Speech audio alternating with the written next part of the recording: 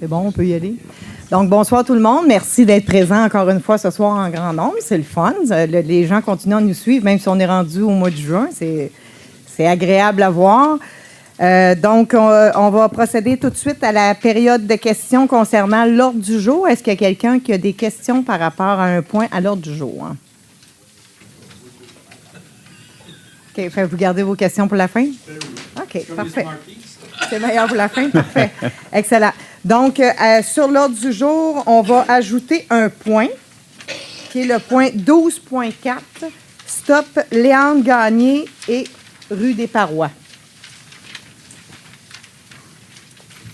Donc, ça me prendrait un proposeur pour je la propose. l'adoption de l'ordre du jour, proposé par M. Drolet, appuyé par Et j'appuie. Mme Sauvé. Maintenant, suivi de la période de questions de l'Assemblée précédente, lors d'une Assemblée précédente, on avait passé une résolution demandant l'appui de la MRC Roussillon et de la MRC Beauharnois-Salaberry. Celle de Roussillon, on l'avait eue, je vous l'avais dit le mois passé, et là, on a reçu celle de Beauharnois-Salaberry qui, effectivement, nous appuie dans notre démarche pour interdire la carrière sur le territoire de la ville de Mercier.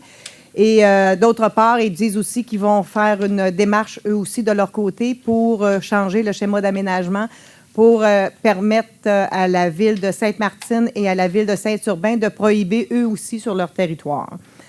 Donc, c'est ça. Ensuite, on avait aussi passé une résolution concernant l'interdiction de camions lourds dans le secteur entre la rue Côté et Salaberry. La résolution, les camions lourds, seulement pour livraison locale, c'est-à-dire qui étaient autorisés. Donc, les affiches ont été installées et tout, fait que tout devrait rentrer dans l'ordre. Puis, il y a aussi des lettres qui ont été envoyées aux plus grands utilisateurs de ces routes-là qui n'avaient pas, dans le fond, d'affaires-là parce que ce n'était pas des livraisons locales. Ils ont aussi reçu une lettre chacun. Ensuite, concernant la fluidité sur Saint-Jean-Baptiste, plusieurs personnes nous ont posé des questions. Vous allez voir ce soir qu'il va y avoir plusieurs résolutions en lien avec cette problématique-là. Donc, on élaborera un petit peu plus quand on passera sur ces résolutions-là, mais vous allez voir qu'il y a quelque chose de très intéressant qui s'en vient et qui est même passé. Il y a quelqu'un aussi qui avait soulevé le point concernant la sécurité dans le stationnement de l'école des Bons Vents et de la garderie au niveau du non-respect sur le sens du trafic et tout. Donc, depuis, on m'a informé qu'il y avait des affiches qui avaient été installées dans les portes, autant à l'école des Bons Vents que dans la porte de la garderie. Et il semblerait que ça porte fruit. Il y a déjà des parents qui se comportent un petit peu mieux. Donc, voici. Maintenant, on va procéder. Donc, les procès-verbaux. Ça me prendrait un proposeur et un appuyeur. Je vais proposer les procès-verbaux, mais avec des modifications. Concernant la résolution 2014-05-203, 204 et 205, juste rajouter au procès-verbal que je me suis retiré. Et au 2014-05-217, c'est M. Louis Simon qui s'est retiré. Alors, est résolu que ce Conseil adopte les procès-verbaux de la séance ordinaire du 13 mai 2014 avec les modifications et des séances extraordinaires du 20 et du 27 mai 2014 ainsi que celui du 3 juin 2014. J'en fais la proposition. OK. Pour votre information, donc, proposé par M. Drolet, appuyé par? J'appuie. M. Laplaine. Pour votre information, il y a eu 3 séances extraordinaires dans le mois de mai et une le 3 juin. S'il y en a qui sont intéressés à voir les procès-verbaux, j'ai ici avec moi, évidemment, qui sont aussi sur le site Internet de la Ville de Mercier. La celle du 20 mai était en lien avec le point qu'on avait retiré lors de l'Assemblée régulière en lien avec la rue F.P. Labrie. Donc, on l'a fait en assemblée spéciale la semaine suivante. On vous en avait informé. Il y avait même beaucoup de personnes qui étaient dans la salle. Dans le point, l'ordre du jour spécial, dans la séance spéciale du 27 mai, ça a été une demande d'appui au niveau de la CPTAQ qui avait été demandée. Et on a aussi fait l'avis de motion pour un règlement d'emprunt pour des travaux d'aqueduc qui vont être faits sur Saint-Jean-Baptiste pour amener l'eau à Sainte-Martine parce que les tuyaux sont finis, sont en fin de vie. Donc, on a fait un avis de motion pour le règlement d'emprunt. Et puis, concernant la résolution du 3... pas la résolution, la séance du 3 juin, en fait, il n'y avait seulement qu'un point à l'ordre du jour et c'était pour donner un mandat à notre firme d'avocats Casavant-Mercier pour qu'il prépare un projet de loi privé pour corriger l'erreur qui avait été faite en 2010 sur un règlement d'emprunt et où il y avait des citoyens qui étaient injustement taxés. Donc, ça va prendre un projet de loi privé approuvé par le ministre des Affaires municipales, M. Pierre Moreau. Et donc, on a donné le mandat à notre firme d'avocats de procéder à la préparation de ce projet de loi privé-là. Donc, ce sont les séances spéciales qu'on a été obligés de tenir malgré nous depuis la dernière réunion régulière. Donc, le point 6.1, M. Laplaine. Considérant la politique d'aide financière aux athlètes actuellement en vigueur, en conséquence, il est résolu que ce Conseil accorde une subvention à Mme Audrey-Anne Morin au montant de 250 $ pour sa compétition au niveau national en natation. J'en fais la proposition. Proposé par M. Laplaine, appuyé par? Et j'appuie. Par Mme Sauvé. Donc, 7.1, Mme Henderson. C'est pour le dépôt de déclaration des intérêts pécuniaires modifiés, alors que ce Conseil accepte le dépôt par le greffier de déclaration d'intérêts pécuniaires modifiés par certains élus. Alors, j'en fais le dépôt. Parfait. Déposé par Mme Henderson. 7.2, M. Roy. C'est une résolution adressée à M. Pierre Moreau, ministre des Affaires municipales, concernant la révision de méthode de calcul des allocations de départ. Considérant que les membres du présent Conseil considèrent abusive et incorrecte la méthode de calcul des allocations de départ des élus à leur fin de mandat, considérant abusive la façon de calculer les salaires des maires et tenant compte des différents comités sur lesquels ces derniers siègent, considérant incorrect le calcul qui fait en sorte que si un maire a été conseiller pendant plusieurs années et maire par la suite, son salaire de maire s'applique sur la totalité de ses années d'expérience et son allocation de départ sera le reflet de ce calcul. Considérant que cette méthode de calcul est établie par le ministère des Affaires municipales, Région d'occupation du territoire, considérant la résolution 2014-02-052 qui a déjà été adoptée par le présent Conseil pour le même sujet, mais que depuis, il y a eu des élections et le changement du ministre au Mamrou. En conséquence, il est résolu que ce Conseil demande au ministère responsable des ministères des Affaires municipales, Région et occupation du territoire, M. Pierre Moreau, de revoir la méthode de calcul pour le versement des allocations de départ des élus ayant terminé le mandat. Je propose, Mme Michaud. Donc, proposé par M. Roy, appuyé par? Et j'appuie. M. Simon. En fait, cette résolution-là avait déjà été adoptée en janvier ou février.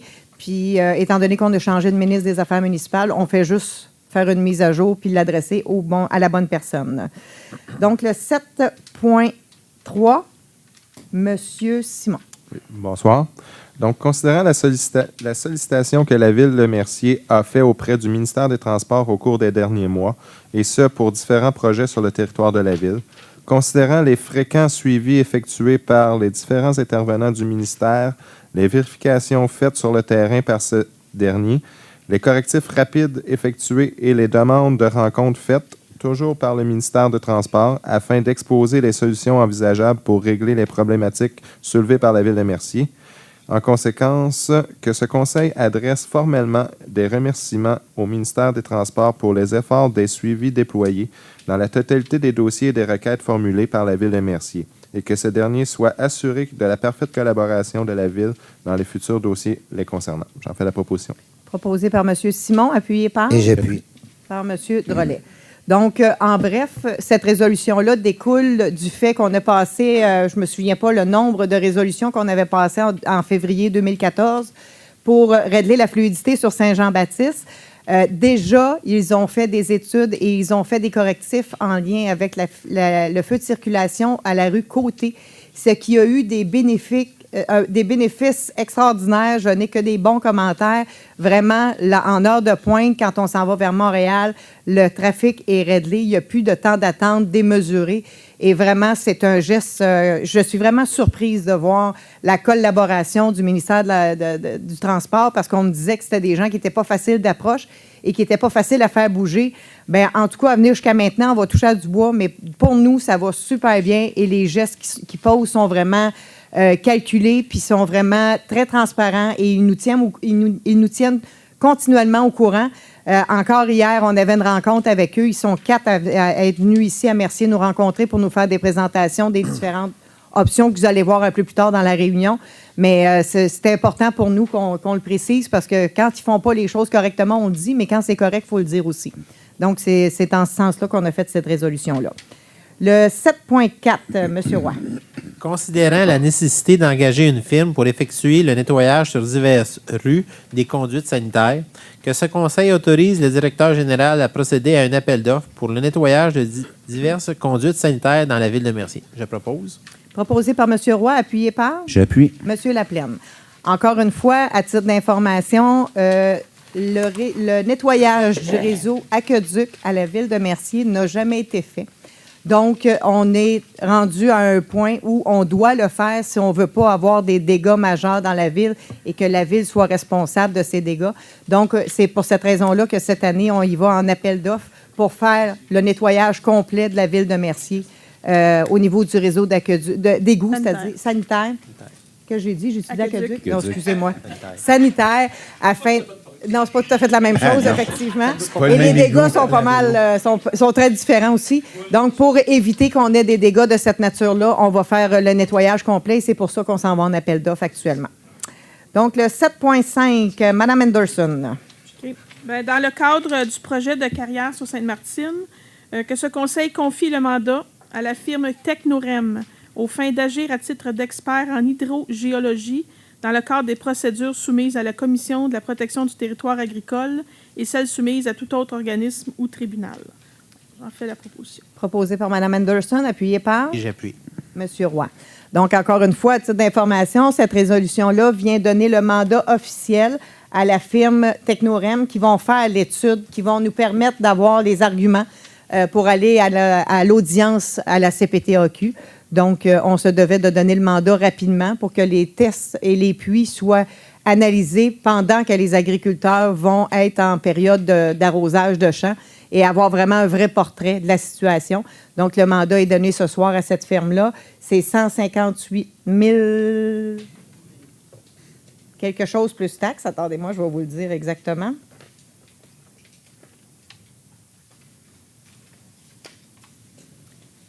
« 158 410 plus taxes. » Donc, 7.6, Mme Sauvé. Oui, donc, il y a quelques mois de cela, la Ville de Mercier, on a eu une rencontre avec Clean Harbor et dans le dossier des lagunes de Mercier, ils se sont montrés très intéressés à régler le dossier. Également, avec l'élection d'un nouveau gouvernement, là aussi, on voit une ouverture à régler le dossier. Donc, on a un bel alignement des planètes pour espérer un jour voir la résolution de ce conflit. Donc, il y a lieu que la Ville de Mercier procède à un comité de négociation dans le dossier de cette contamination-là. Et ce comité va être formé de Mme Michaud, de notre DG, M. Chalifou, et des conseillers, M. Louis Simon et Philippe Dorollet. J'en fais la proposition. Donc, proposé par Mme Sauvé, excusez, c'est deux Annick. Hein. Mme Sauvé, appuyée par J'appuie. Mme Anderson. Donc, 8.1, Mme Anderson. Alors, considérant notre obligation en tant qu'employeur de se doter d'une politique en santé et sécurité au travail, considérant que la santé et la sécurité au travail est un élément important dans notre organisation, résolu que ce Conseil adopte et mette en place, sous recommandation du service des ressources humaines, une politique en santé et sécurité du travail et que cette dernière fasse partie intégrante de la présente résolution. Donc, proposé par Mme Anderson, appuyé par J'appuie. M. Laplaine. M. Chalifou, vouliez-vous rapporter quelques éléments d'information? Juste que nous avons constaté en fait de nombreuses lacunes en termes de santé et sécurité à l'intérieur de l'organisation municipale. Pouvez-vous juste amener votre micro pour permettre aux gens de bien comprendre? En fait, on a constaté, comme je le disais, de nombreuses lacunes en termes de santé et sécurité un peu partout dans l'organisation municipale, plus particulièrement au niveau des travaux publics et des incendies. Et dans le fond, l'émission de cette politique-là, on voulait appuyer tous les gestes qu'on a commencé à poser depuis environ 2 mois sur l'ensemble du dossier santé et sécurité.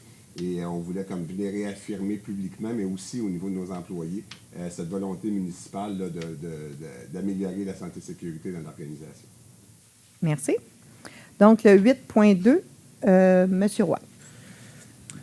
Considérant les négociations pour l'installation d'un feu permanent à l'intersection de la rue Josine-Pelletier et le boulevard Saint-Jean-Baptiste, en conséquence, il est résolu que ce conseil autorise la mairesse, Mme Lise Michaud, et le directeur général, M. René Chalifou, à signer le protocole d'entente entre la Ville de Mercier et la compagnie Sobeys en ce qui concerne l'installation d'un feu de circulation permanent à l'intersection des rues Josine-Pelletier et du boulevard Saint-Jean-Baptiste. J'appuie. J'appuie. C'est moi qui la propose, c'est OK. Donc, proposé par M. Roy, appuyé par M. Simon. Donc, vous avez bien compris que c'est en lien avec un autre travail que le ministère du Transport a fait.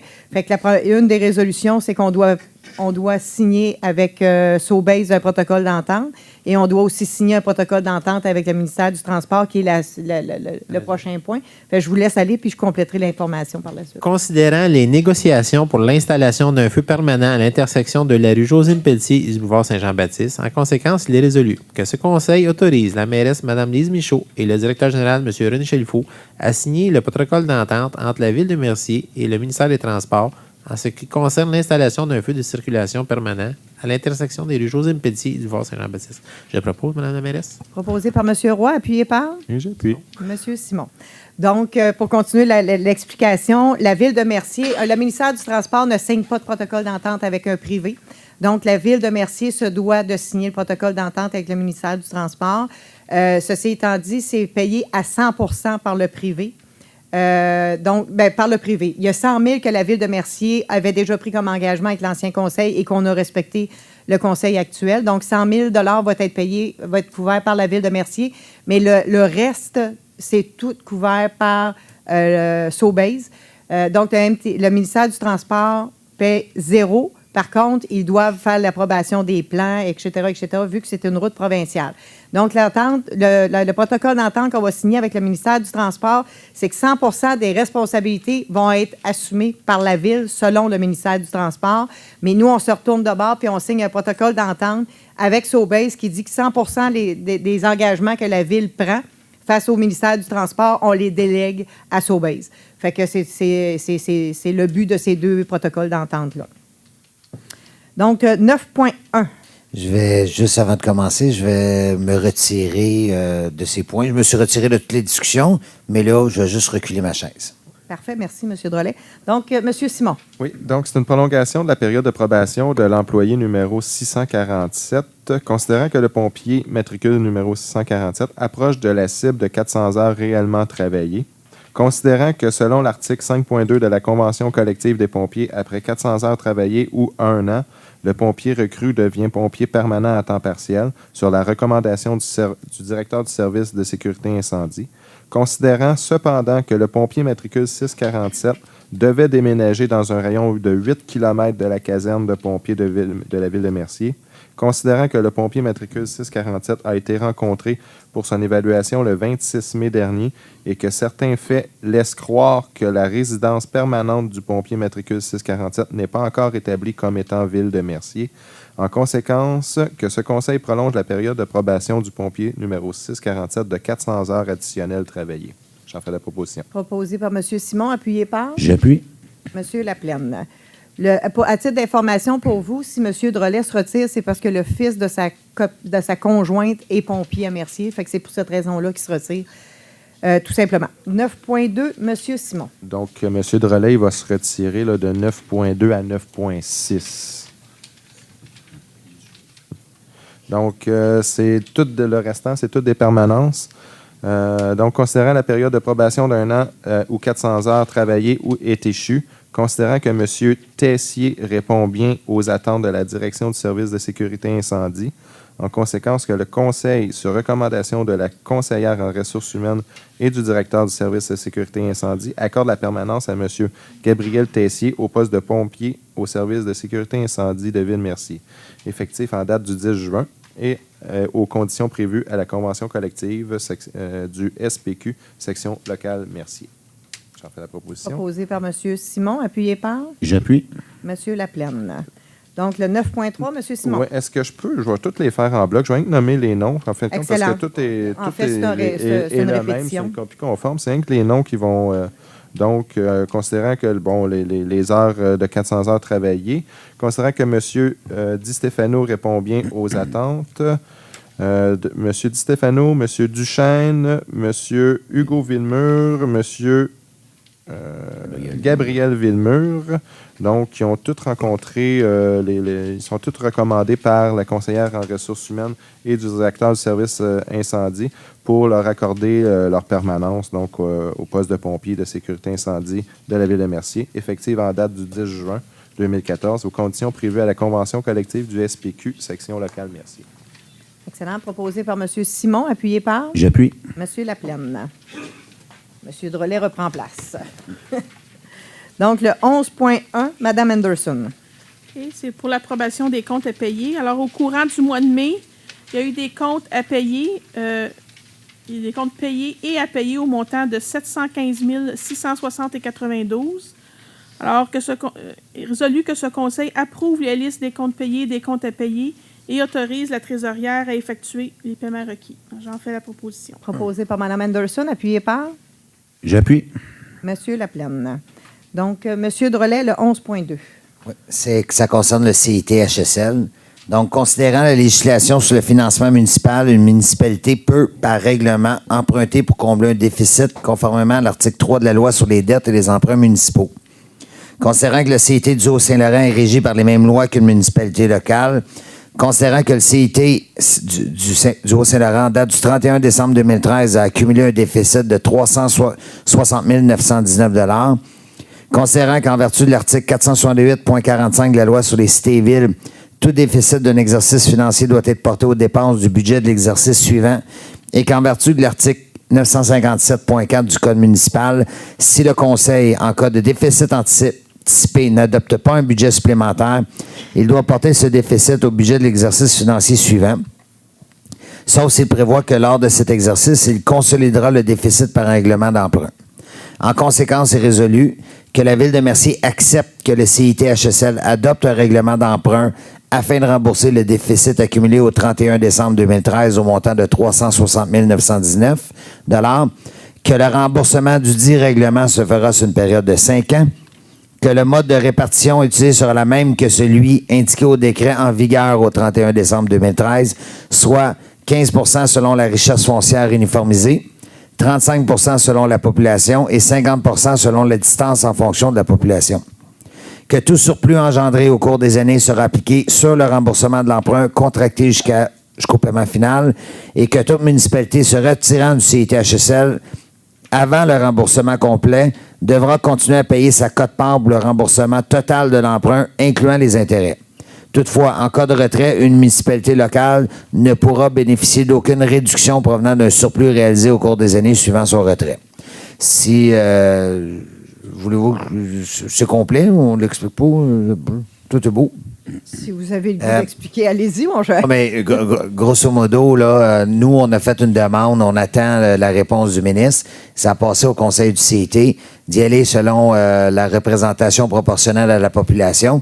Et pourquoi qu'on le mentionne ici, c'est que la dette a été contractée avec la formule actuelle qu'on demande qu'elle ait changée, mais c'est juste pour s'assurer que ça soit conforme et que toutes les autres municipalités le sachent, parce qu'il y a 2 municipalités officiellement qui veulent se retirer du CIT-HSL, et il y en a une qui, son cœur balance. Bien, à partir de ce moment-là, que le calcul soit en fonction de l'ancien décret. Et que si jamais il se retire et qu'il ne peut pas dire « Ouais, mais là, je me retire, on ne paye plus », c'est juste une conformité. C'est juste pour s'assurer que tout est beau. Fait que, grosso modo, c'est ça. Parfait, merci. Donc, proposé par M. Drolet, appuyé par Et j'appuie. M. Roy. En bref, c'est assez simple de comprendre pourquoi on veut faire une réorganisation du CIT-HSL, parce que des déficits comme ça, on n'a pas les moyens de se payer ça. Donc, c'est la raison pour laquelle on va vous parler sûrement dans notre tour de table de la consultation qu'on a fait concernant la réorganisation. Le 12.1, M. Roy. Considérant la demande de prix effectuée pour la coupe de gazon des bassins de rétention pour la saison 2014, considérant la résolution 2014-05-2016, confirmant l'octroi du contrat à Jean-François Pinard, considérant que ce dernier ne peut effectuer les tâches pour lesquelles il avait soumissionné, considérant que le deuxième plus bas soumissionnaire conforme lors de la demande de prix est les fermes vignettes, en conséquence, il est résolu que ce conseil modifie la résolution 2014-05-2013 et octroie le contrat de coupe des bassins de rétention à la compagnie Les Fermes des Vignettes et Fils pour un montant de 29 950, taxes exclues. Je propose. Proposé par M. Roy, appuyé par J'appuie. Mme Anderson. Donc, en bref, je pense que la résolution est quand même assez claire. Là. Le plus bas soumissionnaire s'est désisté parce qu'il dit qu'il ne peut pas faire la job. Donc, c'est pour ça qu'on est obligé de donner à l'autre qui suit. Mais ceci étant dit, c'est quand même moins dispendieux que si on l'avait fait à l'interne comme les années précédentes. C'est ce qui équivalait à peu près à 40-45 000 par année, alors que là, on l'a à 29 000, c'est ma mémoire. 000, ouais. Donc, on a quand même des économies qui sont moins grandes, mais on n'a pas le choix. Le fournisseur s'est désisté. Donc, 12.2, c'est-à-dire M. Drolet. Donc, cette résolution, c'est dans la gamme où est-ce qu'on a une école de marcheurs pas loin de l'école des Bons Vents et puis qu'on veut s'assurer que tout va très bien là, au niveau de la fluidité. Donc, considérant les demandes des citoyens dans ce secteur, considérant l'analyse faite par le service de police pour cette intersection, en conséquence, c'est résolu que ce conseil autorise l'installation d'un panneau arrêt-stop à l'intersection de la rue Beaupré et de la rue Édouard-Laberge, et ce, dans les deux directions. J'en fais la proposition. Proposé par M. Drolet, appuyé par J'appuie. M. Laplaine. 12.3, M. Simon. Considérant les discussions de la Direction générale avec le ministère des Transports suite aux analyses effectuées par ces derniers à la demande du conseil municipal, considérant que l'ensemble des pistes de solutions présentées par le ministère des Transports ont été regardées par le conseil municipal, en conséquence que ce conseil accepte la proposition numéro 3 formulée par le ministère des Transports qui consiste à ajouter un feu de circulation à l'intersection de la rue Loisel et de la rue Bourdeau et que ce nouveau feu soit synchronisé avec le feu déjà en place à l'intersection de la rue du Parc et de la 138. J'ai fait la proposition. Proposé par M. Simon, appuyé par J'appuie. M. Laplaine. Donc, ce que je vous dis... Ah, vas-y. Ben, je peux pas. Je vais... Il est déjà là. OK, ben ça, c'est la proposition numéro 3. Ouais. En fait, on a décidé de prendre cette proposition-là parce que les deux autres étaient intéressantes aussi. En fait, c'était un déplacement. Les deux autres, c'était un déplacement de feu de circulation seulement. Donc, ils enlevaient le feu de circulation au coin du Parc et la 138 pour en mettre une nouvelle au coin de Loisel et Bourdeau. La première option, c'était qu'il l'enlevait au coin du parc puis qu'il n'y avait plus de traverse piétonnière à cette intersection-là.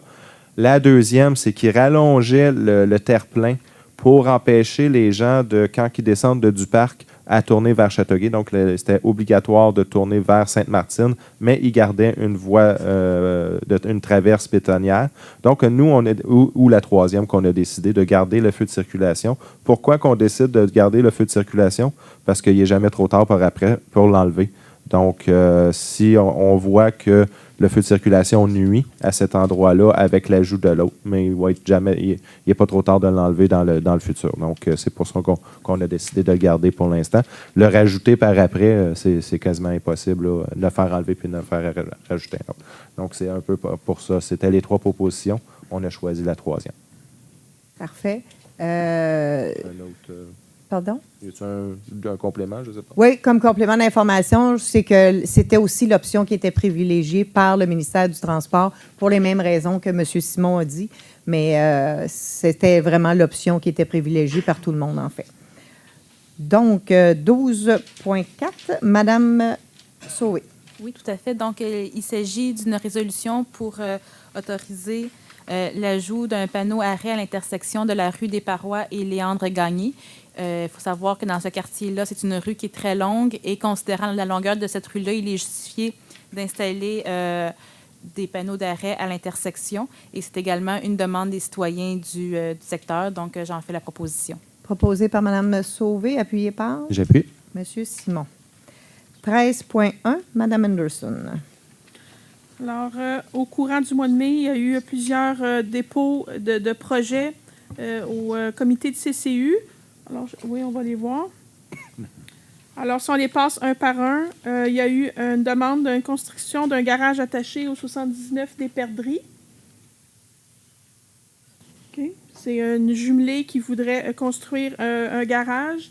Le CCU a fait la demande, que cette option soit conditionnelle à l'approbation des voisins, ce qui a été fait. Les voisins ont été d'accord, donc nous y allons de l'avant. Ensuite, le 22 rue Mars, c'est la construction d'un garage attenant puis la modification du revêtement extérieur. On voit la proposition. Alors, ça, c'est la proposition du propriétaire, qui est très beau. Ça c'est accepté. Ensuite, le prochain projet de nouvelle construction au 17 rue Poirier. Une insertion d'une nouvelle construction dans un milieu déjà construit. Alors, ça, c'est le modèle qui va être construit. Alors, pas de problème côté CCU. Une autre nouvelle construction, toujours sur la rue Poirier, cette fois-ci au 20. Alors, ça, c'est un modèle, c'est juste que le garage va être simple au lieu de double.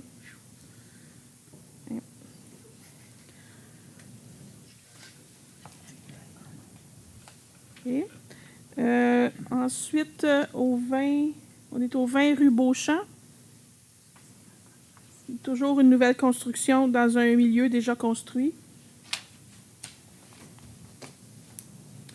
Suivi du 20 rue des Ormes. Ce projet-là, c'est une rénovation suite à un sinistre. Alors, il va y avoir ça, réparation et changement dans la façade. Le 107 rue Beauchemin. C'est le parement en vinyle qui est sur le devant et sur le côté de la maison qui sera remplacé par de la brique. Alors, c'est un projet qu'on veut accepter. Et ça, c'est une demande pour...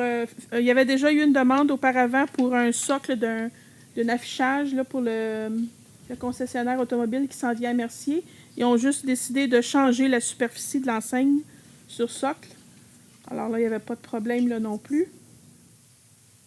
Donc, j'ai pas dit là, c'est en variété 255 Saint-Jean-Baptiste. OK, qui est une installation d'une enseigne sur un bâtiment. C'est ça, c'est un bâtiment là, déjà existant qu'on change une enseigne. C'est un ancien restaurant qui va devenir une imprimerie. Donc, proposé par Mme Anderson. Je les propose tout en bloc. Et Appuyé par Et j'appuie. M. Drolet. Le 13.2, M. Simon.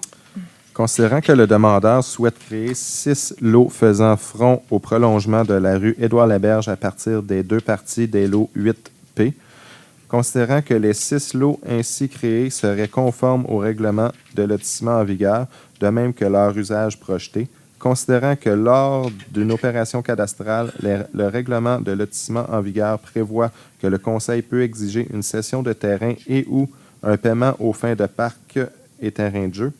En conséquence, que ce Conseil exige du propriétaire le paiement d'une somme de 21 106,40 $, en plus de la cession de la parcelle du lot 8P identifiée au plan inclus en annexe pour une valeur totale équivalente à 10 % du terrain devant faire l'objet d'une opération cadastrale, que ce Conseil, en vertu de l'alinéa D de l'article 2.2.2 du règlement de lotissement présentement en vigueur, exige du propriétaire que le terrain devant être cédé ait fait l'objet d'une opération cadastrale de sorte qu'il constitue un lot distinct, que ce Conseil n'exige aucun paiement à des fins de parc et terrain de jeu relatif à ladite opération cadastrale et que ce Conseil exige du propriétaire que le terrain cédé soit nettoyé de sorte qu'il soit libre de tout débris. Donc, j'en fais la proposition, Mme la mairesse. Proposé par M. Simon, appuyé par J'appuie. M. Laplaine. En fait, c'est le nouveau projet qui est tout près de Salaberry et de l'autoroute 30. Il est déjà en marche. Et comme pour tous les nouveaux projets, la Ville a un règlement qui dit que 10 % de l'évaluation du projet doit être versé dans les coffres de la Ville pour parc ou en terrain. Et que ce propriétaire-là a aussi un terrain qui longe la rivière Châteauguay pour nous, c'était intéressant de garder un accès finalement à la rivière Châteauguay parce que là, actuellement, le seul accès qu'on a n'est pas très agréable parce que c'est près de l'usine d'épuration. Donc là, on va avoir une autre possibilité de faire quelque chose au niveau de la rivière Châteauguay. Fait que c'est pour ça qu'on a une partie qui est le terrain qui va nous être cédé et l'autre partie va être financière au montant de 20 quelques mille dollars. Donc, c'est très intéressant. Ça se développe. En plus, ça nous donne des terrains. Donc, 13.3, Mme Anderson. Oui, alors c'est pour faire le dépôt du procès-verbal de la rencontre du comité consultatif d'urbanisme qui a été tenue le 28 avril 2014. J'en fais le dépôt. Déposé par Mme Anderson. 13.4, M. Roy. Considérant qu'un certificat d'autorisation du MDDEP a été émis le 21 avril 2010 à la Ville de Mercier pour le remblayage de 0,1 acre d'un marécage pour un développement résidentiel, le lot P168, considérant qu'une autorisation du MDDEP a été émise le 22 avril 2010 à la Ville de Mercier pour le prolongement du réseau d'aqueducs, d'égouts pluviales et d'égouts sanitaires de la rue Lorraine et Saint-Denis, considérant l'impossibilité de desservir en égout pluvial les lots 169 et 170, Développement Tricom Inc., advenant le prolongement du réseau conformément à l'autorisation émise le 22 avril 2010, considérant l'acquisition du lot P168 et de la prolongement de la rue Lorraine par le Développement Tricom Inc., considérant que la Ville consent à ce que les autorisations obtenues du MDDEP puissent être modifiées et abrogées ou remplacées, et ce à des fins de pouvoir desservir en égout pluvial les lots 169 et 170 de Développement Tricom Inc., considérant qu'il est souhaitable que le propriétaire des terrains puisse lui-même faire les demandes au MDDEP. En conséquence, il est résolu que le préambule soit considéré comme faisant partie intégrale de la présente résolution, que le MDDEP soit avisé que la Ville de Mercier accepte de modifier l'abrogement ou de remplacer les autorisations émises le 21 avril 2010, je vous épargne les chiffres, les numéros, que le Développement Tricom Inc. est mandaté et autorisé à faire des démarches nécessaires auprès du MDDEP pour donner plein effet à la présente résolution. Je propose, Mme la mairesse. Donc, proposé par M. Roy, appuyé par J'appuie. M. Laplaine. Si on vous résume cette résolution-là, c'est que en 2010, la Ville de Mercier a reçu un certificat d'autorisation du ministère de l'Environnement pour un développement. C'est quelque chose qui, à notre avis, est du jamais vu. Cette demande-là a été faite sûrement en 2009 parce que c'est quelque chose qui est long à obtenir, un certificat d'autorisation normalement. Et c'est la Ville qui le fait, mais on n'est pas propriétaire du on n'est pas propriétaire. Fait qu'on ne comprend pas pourquoi que c'est la Ville qui le fait, puis qu'aujourd'hui, il y a un promoteur qui veut développer, puis c'est nous autres qui avons l'autorisation, le certificat d'autorisation. Donc, ce qu'on fait par ça, c'est qu'on dit au ministère de l'Environnement, on n'a pas d'affaire là-dedans, faites juste transférer le certificat d'autorisation au promoteur en question. Fait que cette résolution-là, c'est fait pour ça. Puis on continue les recherches pour les documents. Pour essayer de comprendre pourquoi ça a été fait comme ça dans ces années-là. Donc, le 14.1, Mme Sauvé. Oui, tout à fait. Donc, à la Ville de Mercier, il y a eu une exposition de l'artiste Michel Levasseur. Et celui-ci a été enchanté de son expérience et a décidé gracieusement d'offrir une toile à la municipalité. Donc, c'est l'œuvre intitulée « Ombre et racines ». Vous n'avez pas la chance de l'admirer ce soir. Par contre, dans les prochaines journées, voire semaines, l'ensemble des œuvres que la Ville dispose vont être affichées sur les murs là, des bâtiments municipaux. Donc, on va enfin pouvoir exposer l'ensemble des œuvres. Donc, on est très heureux de cela. J'en fais la proposition. Proposé par Mme Sauvé, appuyé par J'appuie. M. Laplaine. Donc, pour être plus précis, il va en avoir dans la salle du conseil ici, puis il va aussi en avoir à la bibliothèque. Donc, les deux endroits, les gens vont pouvoir les voir. Et on va faire une rotation pour que les gens puissent en voir le plus grand nombre possible. 14.2, M. Laplaine. Considérant la construction et l'installation d'une cage de frappeurs par les employés de la Ville de Mercier, considérant que M. Luc Jodoin a récemment fait un don de 5 000 $ pour aider à la construction et l'installation de cette même cage de frappeurs, en conséquence, il est résolu que ce conseil remercie M. Luc Jodoin pour son don qui a grandement contribué à l'installation et la construction de la cage de frappeurs à la Ville de Mercier. Et j'en fais la proposition. Proposé par M. Laplaine, appuyé par Et je seconde. M. Drolet. Donc, dans le parc des Hirondelles, il y a une cage de frappeurs maintenant qui a été assumée 5 000 qui provient de M. Jaudoin. Il y a 1 000 qui provient de M. Drolet à titre de conseiller municipal qui a décidé de faire la contribution de 10 de son salaire comme les membres du parti. Ensuite, la balance est couverte par la ville de Mercier au niveau de la masse salariale parce que ce sont nos employés qui ont fait l'installation et chapeau, on est allé voir aujourd'hui, c'est un travail formidable et la balance va être couverte par le baseball qui est à la hauteur de 2 000 si ma mémoire est bonne. La soumission initiale était de 19 000. La soumission initiale était de 19 000, donc on s'en sauve pour quelque chose comme 8 000 au lieu de 19 000 Donc, beau travail d'équipe. Exact. 14.3, Monsieur Laplaine.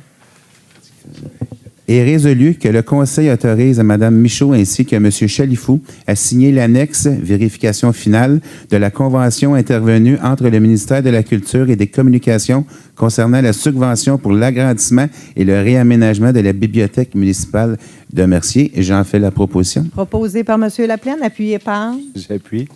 M. Simon. Vous laissez. Et là, je vous rassure tout de suite, là, on ne s'en va pas agrandir la bibliothèque ou réaménager la bibliothèque. Heureusement que vous C'est êtes une assis, hein. formalité qui aurait dû être signée en 2005. Et là, on vient de se rendre compte que le document n'avait pas été signé. Donc, c'est juste pour régulariser la situation. La subvention a déjà été encaissée. Les travaux, ils sont faits. Par contre, le document n'avait pas été signé. Donc, cette résolution-là vient donner l'autorisation à M. Chalifou et à moi de signer, puisque les personnes qui étaient là en 2005 ne sont plus là aujourd'hui. Je parle du directeur général et du maire, M. Primo. Mais c'est quand même 9 ans plus tard. C'est quelque chose. Il faut le faire, oui. Donc, on va procéder à la période d'intervention des membres du conseil, mais avant, je vais demander à M. Chalifou de vous entretenir concernant le processus des travaux publics pour le directeur. Vous vous rappelez pas? OK. Ça ne fonctionne pas. Je vais lever le ton un peu.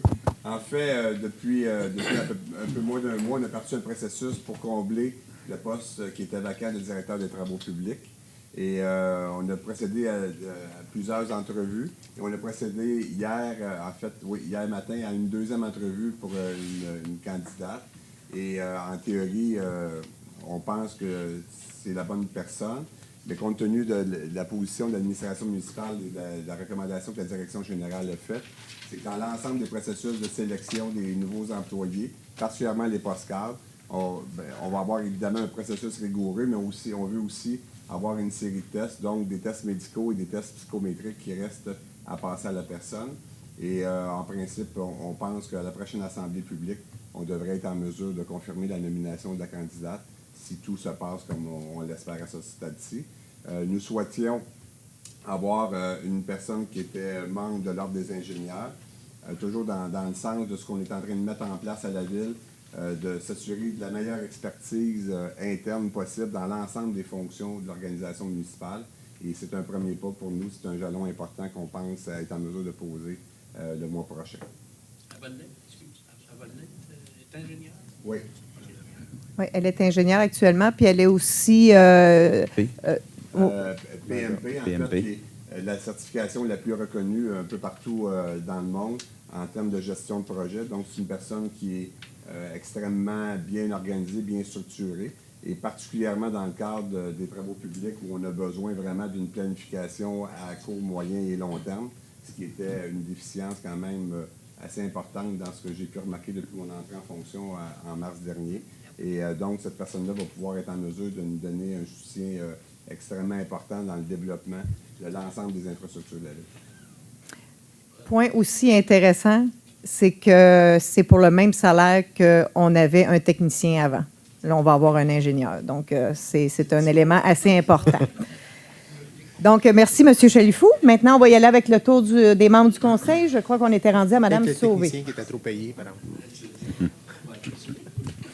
Bonsoir. Donc, j'ai quelques points que j'aimerais partager avec vous. Un premier point pour retourner brièvement sur l'octroi qu'on a fait pour l'étude en hydrogéologie. Je voulais peut-être prendre quelques instants pour souligner un peu ma déception vis-à-vis du ministre Pierre Moreau, qui, par le biais de son attaché politique devant vous, les citoyens, s'était engagé à défrayer une partie de cette étude-là. Finalement, on a eu un retour à l'effet qu'il n'y aurait pas de subvention de sa part. Donc, on est déçus et on doit donc assumer la totalité de la facture, comme vous avez vu un peu plus tôt, qui s'élève quand même à 158 000. C'est sûr qu'on travaille avec les autres municipalités voisines, notamment Saint-Isidore, pour voir s'ils seraient intéressés à un partage de coûts, puisque ça les touche également. Donc, je voulais souligner ceci. Également, la semaine passée, on a eu une consultation publique sur le transport en commun. On a eu ici salle comble. Je pense que c'était vraiment un besoin à Mercier de prendre le temps de saisir le pouls de la population pour bien évaluer les besoins en transport en commun. En étant moi-même utilisatrice du transport, j'ai vraiment pu constater que il y avait vraiment des lacunes importantes. On pense notamment aux aînés qui, à Mercier, ne sont pratiquement pas desservis et également toutes les personnes qui ont des horaires qui sont le moindrement atypiques. Puis on sait que ça s'en vient de plus en plus la norme, les horaires atypiques. Donc, je pense que ça vient vraiment là, aider à notre réflexion pour pouvoir adresser les meilleurs services possibles à nos citoyens. Également, je voudrais en profiter pour faire un appel aux artistes de Mercier. Dans les prochains mois, on va débuter un processus pour élaborer une politique culturelle. Et donc, je suis sûre qu'à Mercier, on déborde de trésors inconnus. Donc, tous ceux et celles qui ont l'âme artiste ou qui sont des artistes amateurs professionnels, n'hésitez pas à communiquer avec nous à l'Hôtel de Ville. On aimerait vous connaître pour pouvoir bien comprendre vos besoins, pour pouvoir élaborer une politique qui soit à l'image de notre municipalité. Et j'aimerais conclure au niveau du comité de circulation. On a un projet pilote de 40 km/h. Je pense que c'était une grande problématique dans la ville de Mercier, la vitesse à laquelle circulent les automobilistes. Et au comité de circulation, on a déterminé un premier périmètre qui va être de la rue Lacoste à la rue Josime-Pelletier, où ça va être 40 km/h. Donc, on va pouvoir vraiment actuellement prendre des mesures sur c'est quoi la vitesse des automobilistes et, durant le projet pilote, voir si ça a vraiment un impact réel sur la diminution de la vitesse. Donc, on va pouvoir amorcer ça dans les prochaines semaines. Et parallèlement à ça, dans chacun des quartiers, on va faire une consultation avec une rue par quartier pour s'asseoir avec les citoyens puis voir quelles sont les mesures qui seraient appropriées pour diminuer la vitesse. Donc, on essaie actuellement de frapper plusieurs cibles pour essayer vraiment de résoudre ce problème-là parce qu'on sait que c'est vraiment flagrant au niveau de la ville, cette problématique-là, et je pense que c'est vraiment important là, d'y mettre un terme. Donc, ceci complète ma partie. Merci et bonne soirée. Merci, Mme Sauvé. Monsieur Drolet. Bien, bonjour tout le monde. J'aimerais faire un retour sur la consultation citoyenne également sur le transport en commun. Dans le fond, tout ce qui... On est en réorganisation, là, on est à minuit moins une, là, parce qu'après ça, il faut que Gestrans et l'AMT, tous les intervenants, là, ceux qui étaient ici jeudi passé, analyser les résultats et ainsi de suite, et aller vers un processus de proposition. Simultanément aussi, avec une nouvelle proposition également, ce que moi, je veux vraiment, c'est qu'au niveau... Pas juste regarder le service, mais regarder également au niveau de la gouvernance, et ainsi de suite, voir qu'est-ce que ça prend un CIT, est-ce qu'on est bien amanché comme direction générale, au niveau de la direction, qu'est-ce que ça prend? Donc, et je suis content parce qu'on a une firme dont le contrat, mais ça on en a déjà parlé, avait été donné par l'ancien CIT, mais on a également l'AMT qui nous donne un coup de main, qui est un organisme public. Ce qui fait en sorte qu'à partir de ce moment-là, on va avoir deux firmes, deux consultants. Ils vont peut-être arriver aux mêmes conclusions, mais pas aux mêmes conclusions, mais on va avoir la chance d'en débattre parce que quand on instaure ça, on l'instaure pour 5 ans ou 10 ans, ce qui fait en sorte qu'il faut l'installer comme il faut, prendre le temps de l'installer comme il faut. Deuxièmement, suite à la consultation citoyenne, on a très bien vu que sur la rue Côté, sur la rue Mercure, il y avait des gros problèmes au niveau des autobus. En ce qui concerne la rue Mercure, qui est dans mon quartier, et après ça, au niveau de la rue Côté, peut-être qu'en partenariat avec M. Simon, s'il y a une demande, je sais qu'il va y avoir une assemblée de cuisine qui va être formée sous peu. Là. Je sais qu'il y a déjà 2-3 maisons, donc d'ensemble de résidents qui veulent faire ça. Donc, je vais aller écouter les doléances pour pouvoir enrichir les données, les intrants qu'on va donner à Gestrance et à l'EMT. Pour revenir également à un autre point concernant des mesures d'atténuation, je sais que dans le quartier numéro 4, concernant les dos down, il va y avoir sur la rue Beauchamp. Et pour mettre des dos down, donc on va consulter, on va déterminer une date là, cette semaine et envoyer un envoi pour la rue Beauchamp. Et exceptionnellement, à cause que la rue est très étroite sur la rue Mercure, puis que, dans le fond, les transporteurs ont changé les autobus, on va peut-être l'essayer pour la rue Mercure en mettre un pour s'assurer. Parce que si jamais vous avez une chance là, d'aller sur la rue Mercure, là, la limite, c'est 50. La rue est, excusez l'anglicisme, elle n'est pas framée pour recevoir un autobus de 60 personnes. Et puis, des fois, ça roule vite, ainsi de suite. Donc, on veut s'assurer, surtout pour nos jeunes familles, les jeunes enfants, c'est une école de marcheurs. Donc, ça va être des mesures d'atténuation. Je voudrais féliciter également les employés et le conseil de ville ici, concernant dans le parc Raymond-Pitre. Il va y avoir, au lieu d'avoir des Jig Joe, il va y avoir une toilette et des bâtiments sanitaires avec des abreuvoirs pour les familles. Donc, félicitations au conseil de ville et aux employés. Une autre chose aussi, les vitres du conseil de ville ici, j'ai demandé à ce que... On est dans le processus, j'aurais voulu les avoir neuves pour aujourd'hui, mais c'est parce qu'il faut tout défaire, changer le thermos dedans, et ainsi de suite. Puis il y avait 3 soumissions qu'on voulait demander, et ainsi de suite, mais ça devrait être fait pour le mois de juillet. Au courant du mois, les vitres vont être changées au niveau du syndicat de copropriété. Une autre chose, je remercie Luc Jaudoin, ça a déjà été fait pour la cage de frappeurs, c'est super.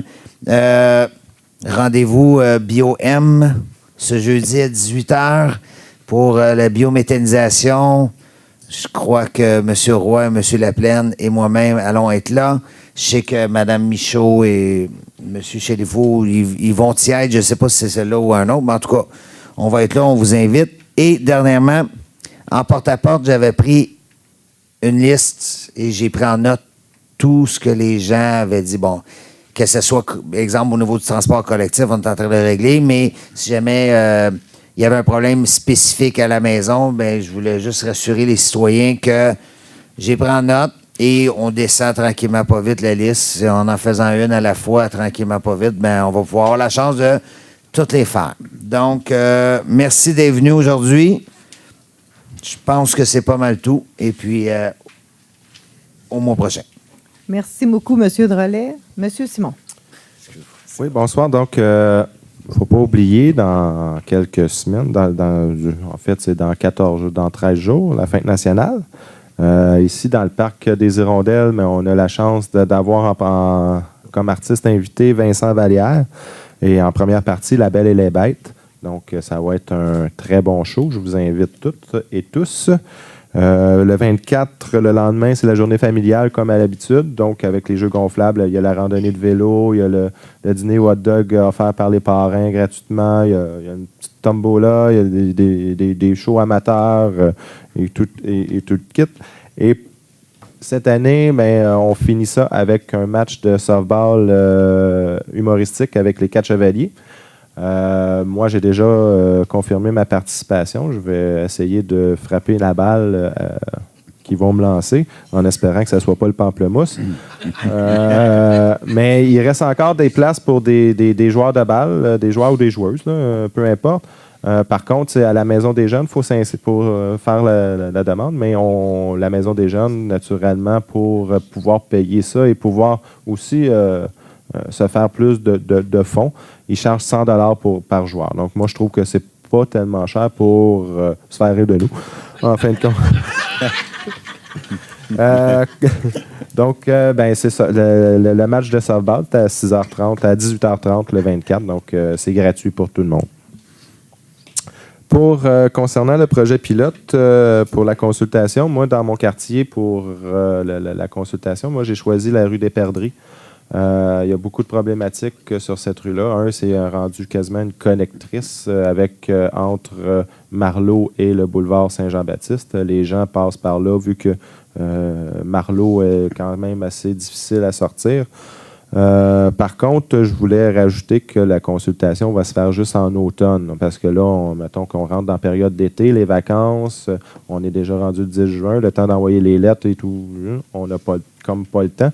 Donc, toutes les consultations vont se faire en automne pour qu'on puisse mettre en marche toutes au printemps 2015. Donc, ça va être tout pour moi. Donc, on se voit à la fête nationale dans le parc. On va être au kiosque de bière. Donc, venez nous encourager. En tant que bénévole. Donc, merci, M. Simon. M. Laplaine. Oui, bonsoir tout le monde. Moi, je profite pour remercier et féliciter tous les bénévoles, tous les employés de l'École Saint-Joseph. Le 29 mai dernier, ils ont eu un souper spaghetti pour le réaménagement de leur cours d'école pour les enfants. Il y a eu près de 325 billets vendus. Donc aussi, merci à l'OPP, qui est l'organisme de participation des parents, qui sont occupés à 90 % de l'événement. Ça a été un franc succès. Et aussi, durant cette soirée spaghetti, durant la campagne électorale, on avait un engagement politique de 10 %. J'ai remis 250 $ pour le projet de l'École Saint-Joseph pour la cour d'école. Donc, j'aimerais remercier tous les parents bénévoles qui se sont impliqués. Merci beaucoup. Dans un autre point, je voudrais aussi remercier la Maison des jeunes, tous nos jeunes, les bénévoles qui se sont impliqués pour la plantation de fleurs le 31 mai dernier. On a vu le samedi, il y avait au-dessus d'une douzaine de jeunes, des genoux par terre, en train de creuser et planter des fleurs. C'était vraiment beau à voir, de voir nos jeunes s'impliquer comme ça pour la ville. J'aimerais aussi remercier M. Melançon pour son travail dans la Maison des jeunes. Ça a été vraiment, là, les jeunes ont adoré, les jeunes ont aimé. Personnellement, et pour tout le conseil, on aime mieux voir les jeunes travailler que voir les jeunes courir se traîner dans un parc d'école jusqu'à 11h30 le soir. C'est une excellente initiative. Donc, je remercie aussi M. Melançon pour le projet et aussi M. Melançon pour les coups de fleurs. Il a été en soumission. Comparativement à M. Villefleury, qui, eux, ça leur coûtait 7 000 $ par année de fleurs. Il l'a décroché pour 4 000 $, donc une économie de 3 000 $. Donc, un excellent travail.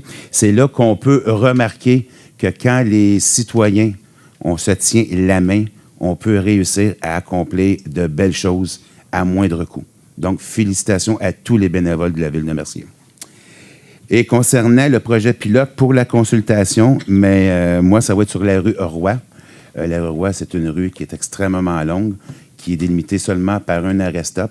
C'est un quartier où il y a des nouvelles familles, des enfants à très bas âge, donc c'est important d'assumer leur sécurité. Donc, la consultation va se faire en octobre, comme que mon collègue Louis Simon a annoncé.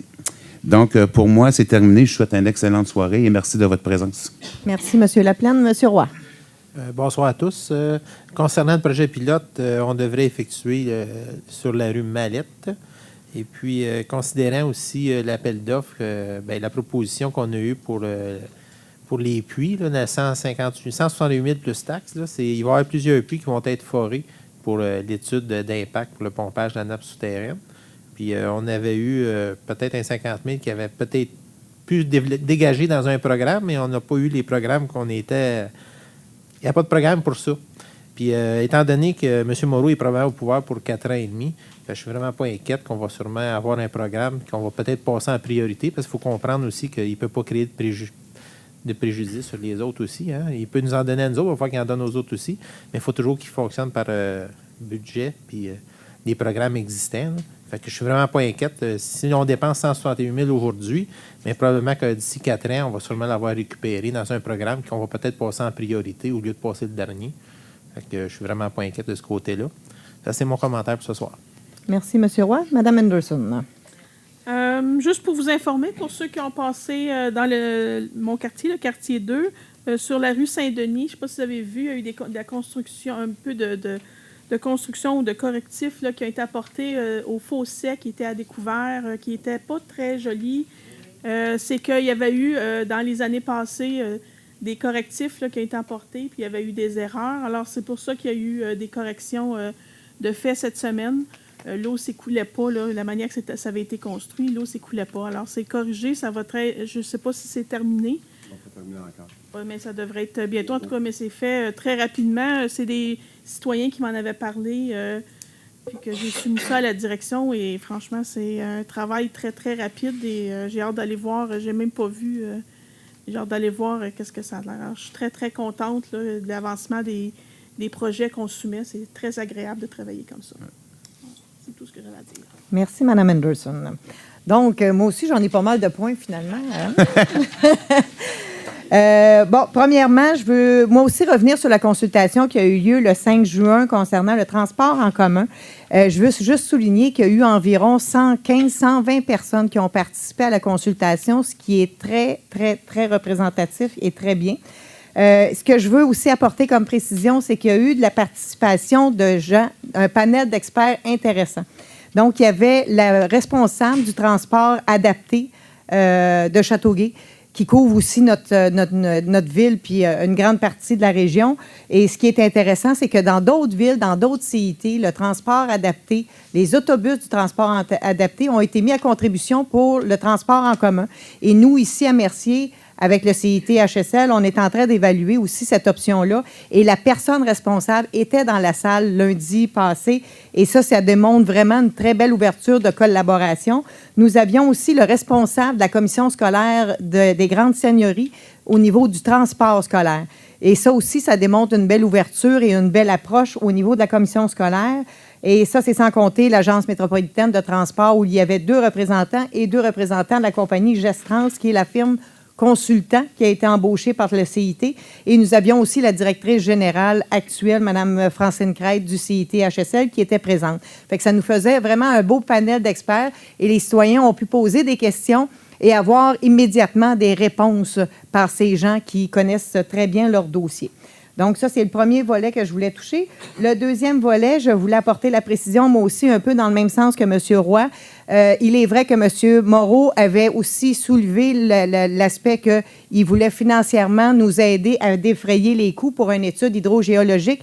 Malheureusement, après vérification, il n'y avait pas de programme de subvention existant qui pouvait lui permettre, sans créer de préjudice ou de fausses manœuvres qui, après, il aurait été accusé d'encourager une ville de son comté.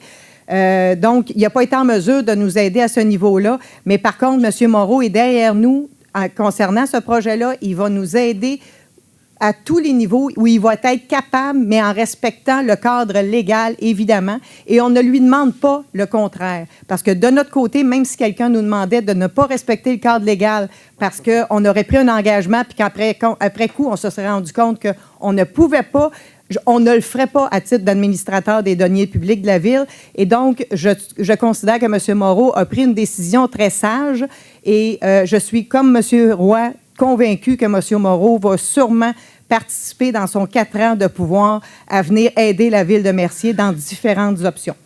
Ceci étant dit, je veux aussi aborder le dossier de consultation au niveau de la sécurité dans nos rues. Comme tout le monde l'a dit, on fait des projets pilotes dans différentes rues de la Ville. En fait, c'est une rue par secteur qu'on va faire un projet pilote. Mais juste pour préciser, au niveau de M. Drolet, lui, il parlait vraiment spécifiquement de dos d'âne. Mais en fait, ce qu'on veut faire comme consultation, c'est vraiment de voir avec les gens qui demeurent sur la rue quelle serait la meilleure option ou les meilleures options selon eux, parce qu'ils demeurent dans la rue et c'est eux qui sont les mieux positionnés pour voir quelle serait la meilleure solution. J'ai fait un lapsus. Donc, ça sera peut-être des dos d'âne comme ça sera peut-être d'autres options. Fait que je voulais juste apporter cette précision-là. Ensuite, la plantation des arbres. Effectivement, je lève mon chapeau à la Maison des jeunes qui ont supporté la ville de Mercier dans ce projet-là et aussi qui entraîne les jeunes à s'impliquer dans la ville et pour le bien de la communauté. Et ce qui, je trouve très intéressant, les jeunes qui ont accepté de s'impliquer dans ce projet-là, ça leur permet de s'accumuler des points. Et en fin d'année, quand il va y avoir une sortie, les points qu'ils vont avoir accumulés vont leur être déduits sur le montant du coût pour faire la sortie. Et ça, je trouve ça vraiment intéressant comme approche. C'est vraiment de montrer à nos jeunes que si tu t'impliques, il y a moyen de faire quelque chose de bien pour la communauté. Puis en même temps, en retour, tu peux avoir quelque chose de bien pour toi aussi personnellement. Fait que effectivement, je trouve que ce projet-là est très intéressant, la façon qu'il a été mené. Dernier point, Mme Anderson a parlé justement des fossés. Effectivement, nous sommes intervenus sur la rue Saint-Denis concernant, puis un peu sur Gaétan et tout. C'est vraiment en lien avec des travaux que les travaux publics avaient fait à l'époque, l'année passée ou il y a 2 ans, et qui avaient des travaux qui avaient fait en sorte que maintenant, l'eau ne s'écoulait plus. Et ça devenait dangereux pour les jeunes qui circulent dans ces rues-là parce qu'il restait beaucoup d'eau dans le fossé. Et j'aurais pas voulu, et personne ici en avant aurait voulu qu'un jeune se ramasse dans cette eau-là et qu'il y ait un décès ou des blessés par rapport à des travaux qui auraient été faits pas de la bonne façon au niveau de la ville. Et c'est pour cette raison qu'on est intervenu rapidement au niveau de cette rue-là. Je sais qu'il y a plusieurs citoyens, quand ils ont vu que la ville a intervenu sur cette rue-là, demandent maintenant à ce qu'on le fasse devant leur maison à eux, alors que ce n'est pas du tout la même situation. Eux, ils ont un fossé qui ont personnellement pris la décision de ne pas remblayer, de ne pas mettre de tuyaux et tout. Ça leur appartient parce que c'est au frontage que la responsabilité revient, donc aux citoyens qui demeurent sur la rue. Et dans le cas de la rue Saint-Denis, si ça s'est appliqué de façon différente, c'était vraiment pour pallier à une erreur que la Ville avait faite à l'époque et par question de sécurité pour nos enfants et pour les gens qui utilisent les abords de cette route. Ceci étant dit, ça complète mes points. Merci beaucoup. Et on va maintenant passer à la période de questions. Je veux par contre préciser encore une fois ici ce soir qu'on doit s'adresser à moi, qu'on doit discuter de dossiers et non pas de faire d'attaques personnelles envers des personnes. Donc, bonsoir, monsieur. Bonsoir, madame. André Thibault, comme toujours. Peut-être 2-3 petits points bien simples. Au niveau des réunions spéciales qui ont eu lieu lors du dernier mois, le site de la Ville est très bien fait et je vais souvent le consulter, puis il y a souvent des nouvelles choses dessus. Peut-être que j'aimerais vous suggérer, quand il va y avoir des assemblées spéciales, de l'annoncer, là. Quand c'est possible, ça serait peut-être plus le fun, on pourrait savoir quand il y en a. Parfait.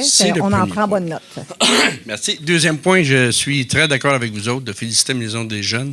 Parce que si je me souviens bien, et Stéphane me corrigera, il me semble que c'était quelque chose de l'ordre de pas loin de 15 000 qui était demandé. Exactement. C'est ça, hein? Oui. Maudite différence.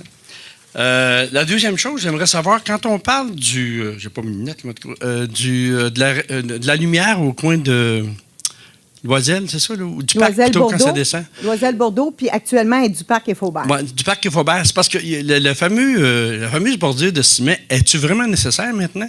On ne pourrait pas l'enlever. Hein? Bien, tant qu'on va conserver la lumière, je crois qu'on doit la conserver telle qu'elle. Pourquoi? Il faudra poser la question au ministère du Transport. En fait, je dis n'importe quoi. Là. Mais d'après moi, tant qu'on ne touchera pas à cette intersection-là, okay, on est mieux de la laisser telle qu'elle est là. Justement, pour une question de sécurité. C'est pas vrai. Le ministère, quand ils nous ont rencontrés, ils nous ont expliqué pourquoi ils l'avaient fait de cette façon-là.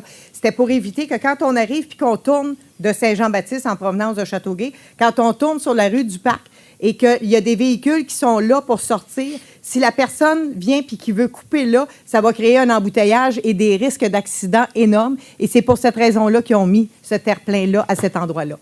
Okay. Donc, voici la question intelligente du MTQ. Merci beaucoup. Bienvenue. Bonsoir. Bonsoir. Et Maud, attendez un peu, on va vous aider. J'ai foulé au lavage.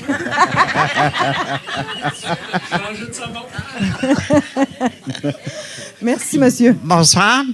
Bonsoir, Madame Michaud. Moi, c'est pour les barrières. Vous avez mis sur la piste cyclable. Oui. Il ne reste pas longtemps là. Non, on a remarqué, effectivement. Mais la manière qu'ils ont posé, c'est pas utile du tout. OK, je vous écoute. Papa, moi, j'ai un 4 portable. Oui. Puis quand disons que je vais au Tim Hortons, ça va bien. Mais pour revenir chez nous, il faut que j'y aille, on va dire, passer au IGA, pour revenir. Papa, oui? Ben Parce oui. que c'est trop près? Oui. Parce que c'est un test là, hein, qu'on Oui, fait. Là, on est oui. en train de tester. Fait que c'est le temps de nous dire ces choses-là, Oui. justement pour qu'on puisse les corriger. Mais juste pour votre information, une chance que ces chicanes-là étaient là parce que la première fois qu'elle est tombée, c'est parce qu'il y a un cycliste qui s'en venait la tête baissée à toute vitesse qui est rentré dedans. Et s'il ne rentrait pas là-dedans, il rentrait dans le véhicule. Donc, c'est très sécuritaire en termes d'atteinte d'objectifs là, pour éviter qu'il y ait des accidents le moins possible. Mais par contre, ils ne sont peut-être pas positionnés de la bonne façon. Non. Et ça, on est là pour améliorer le Il tout. faudrait qu'il y en ait une, on va dire, disons, au Tim Hortons, puis l'autre vers IGA, plus loin. OK. Papa Sanson est obligé de... OK, parfait. Fait qu'on va regarder ça, puis même qu'on ira peut-être vous voir avec votre reporter pour faire le test, Ouais. pour être certain que ça fonctionne bien. C'est parfait. Merci. Bonne soirée. Merci, vous aussi. À sortir du Tim Hortons. Morton.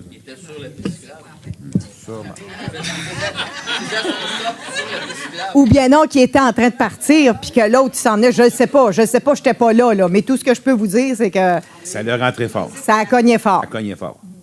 mais les gens font le stop sur la piste cyclable. Oh oui. OK. Mais oui. Bonsoir, Madame la mairesse. Bonsoir. J'avais une petite question. Oui. Mais en fait, je voulais m'assurer, est-ce qu'il y a un conseiller qui est représentant de la ville au conseil d'administration de l'organisme Entraide Mercier? Oui, c'est Mme Sauvé. Non, c'est... Ah, c'est moi? Entraide Mercier, c'est toi? Oui. oui. Moi, je suis Ah oui, toi, tu es la présidente présidente du conseil d'administration et M. Martin, M. Martin Laplaine. Oui. Moi, l'avoir, excusez-moi. S'il vous plaît. M. Laplaine fait partie à titre de conseiller municipal. Est-ce que la ville a contribué au budget de fonctionnement? Est-ce qu'elle donne une contribution? Je vais laisser M. financière? Laplaine répondre à la question.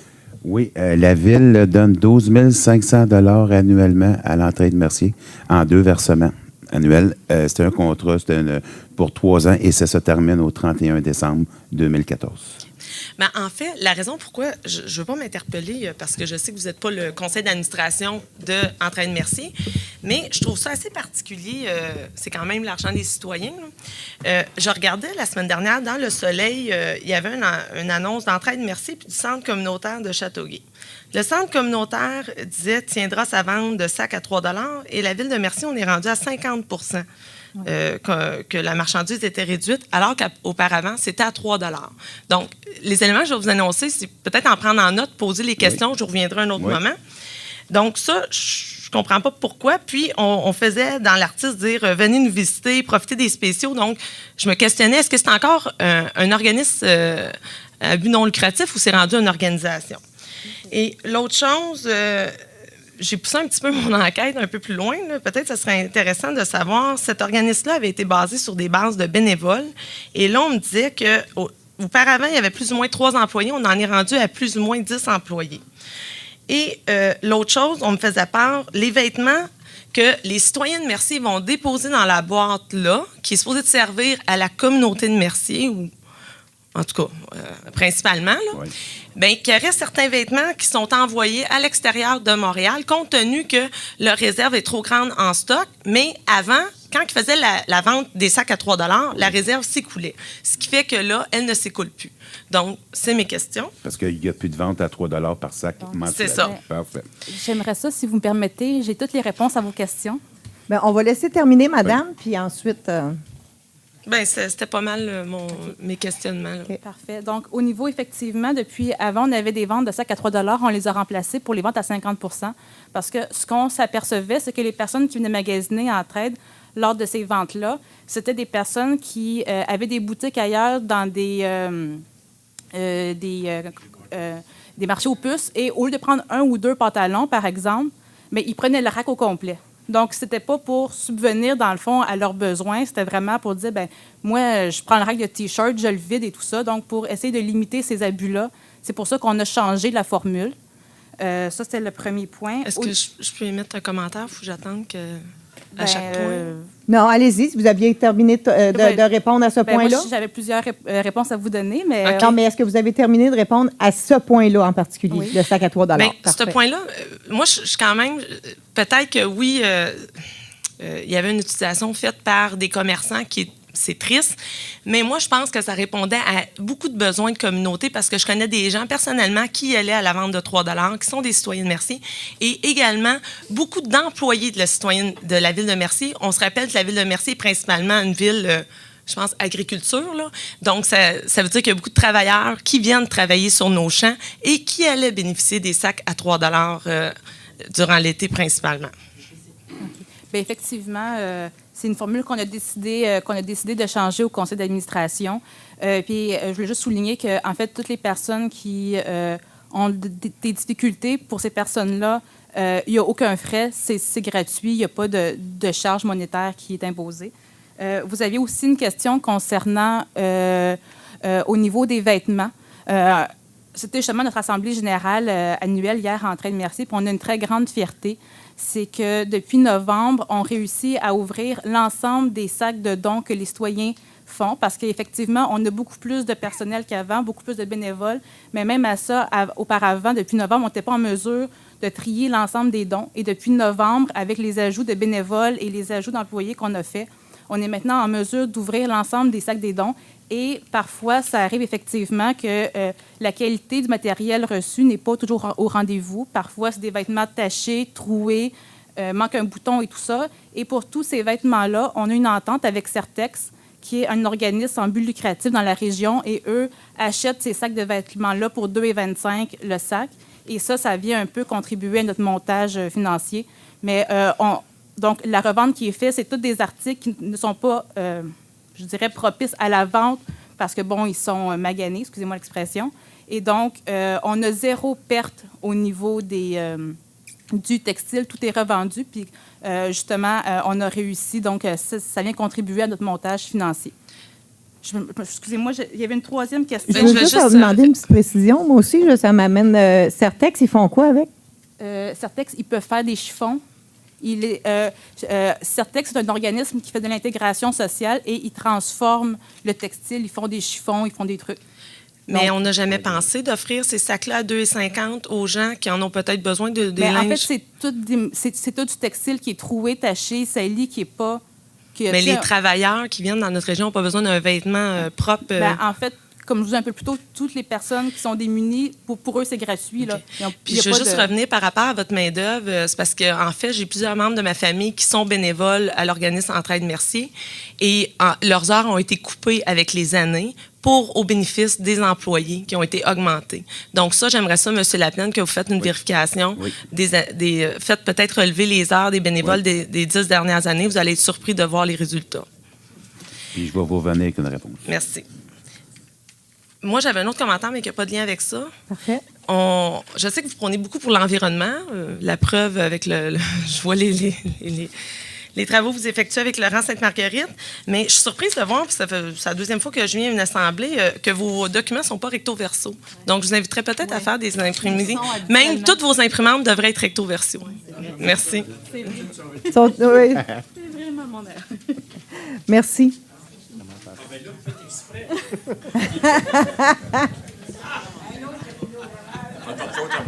Servez-moi bien. Mme Perron. Si j'ai bien compris, vous allez garder la lumière sur la rue du Parc, puis vous allez mettre une lumière sur la rue Loisel. Est-ce que c'est bien ça? Oui. C'est que, bon, j'en ai parlé avec mon fils, puis mon fils, il dit que la rue Loisel, c'est le parc Loisel. Il y a déjà beaucoup de circulation parce que les gens ne vont pas prendre la lumière pour aller sur la rue Marleau. Fait qu'on se demande si c'est une bonne idée parce que c'est un parc qui a beaucoup d'enfants puis il va y avoir encore beaucoup plus de circulation. En fait, selon l'étude que le ministère du Transport a fait, il y a 7 critères qui peuvent être rencontrés pour installer une lumière, pour justifier l'installation d'une lumière. et ils ont besoin qu'il y ait seulement qu'un des 7 critères qui soit rencontré pour justifier l'installation de la lumière. Dans le cas de ces 2 rues-là, Loisel et Bordeaux, les 7 critères sont rencontrés. Donc, si c'est justifié de mettre une lumière à cet endroit-là, la réponse est oui. La deuxième réponse, suite à votre intervention, c'est que s'il y a tellement de véhicules qui passent sur la rue Loisel actuellement, c'est parce qu'ils veulent pas, ils veulent sauver la lumière ou ils veulent sauver l'attente de la rue Marleau. Si on garde la lumière sur la rue du Parc, puis qu'on met la selle à la rue Loisel, ça va juste diviser. Les gens n'iront plus passer par la rue Loisel pour éviter la lumière. Il va en avoir une là aussi. Fait que ça va éviter que les gens contournent la rue du Parc pour aller passer à la rue Loisel, d'une part. Et d'autre part, l'autre option qui s'en vient et que le ministère du Transport nous a dit qu'il allait s'occuper à l'automne, c'est l'étude concernant la rue Marleau, pour sortir de la rue Marleau de façon sécuritaire, conjointement avec la rue de l'Église. Actuellement, il reste 2 semaines avant la fin des classes. Et si cette étude-là est faite, il faut qu'elle soit faite pendant la période de l'école. Et les 2 semaines qui restent, c'est trop court dans le temps pour lui permettre de faire cette étude-là. Et c'est pour cette raison qu'ils vont faire l'étude de la rue Marleau en septembre.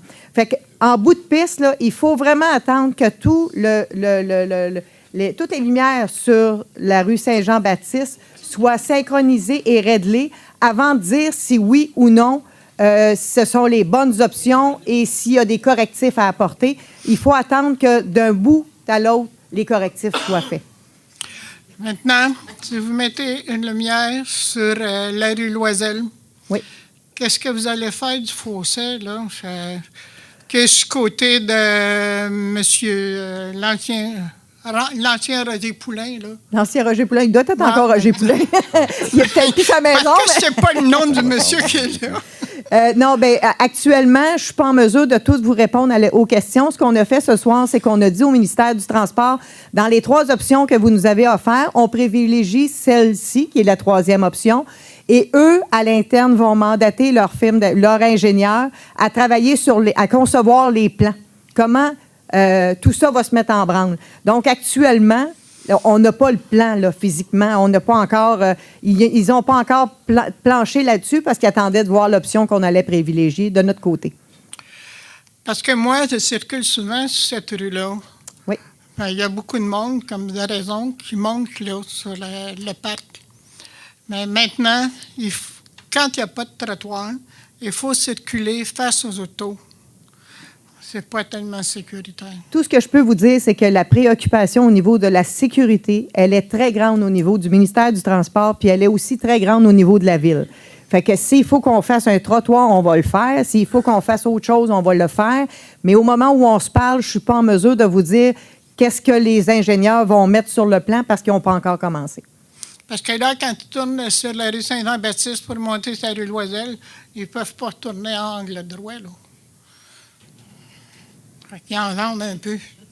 Bien, c'est sûr qu'il va y avoir un terre-plein. Ils ne pourront plus engendrer, là. C'est clair, là. Ça, c'est sûr qu'il va y avoir un terre-plein. Même chose qu'à la Caisse populaire. Maintenant, je vous félicite parce que j'aime bien ça. Là, OK. Quand c'était là, c'était pas bien clair.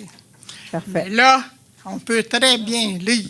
Parfait. Excellent. Puis là, vous voyez nos erreurs tant qu'on lit, là. Merci. Mais il y a toujours place à amélioration. Bon, j'espère que ça va continuer toujours comme ça. Ça, je peux vous le garantir qu'on va travailler dans ce sens-là. Merci, Mme Perron.